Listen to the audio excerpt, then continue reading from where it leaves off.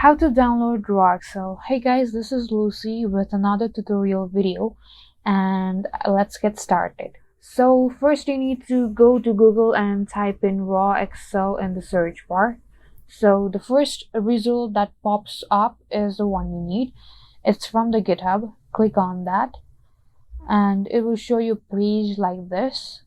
Here in the download menu, there is a blue text called Releases Page.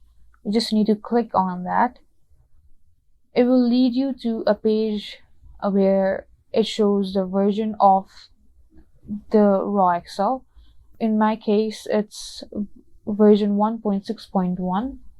So scroll down to Assets and click on the first file that says Raw Accel version 1.6.1. It's a zip file, so just click on it and it will start to download. After it's download, go to the location of the file and it will show you a folder like this. Right click on it and extract all the files. Set the location of the file and extract. After that, go to the file you extracted just now. It will give you a folder called Raw Accel.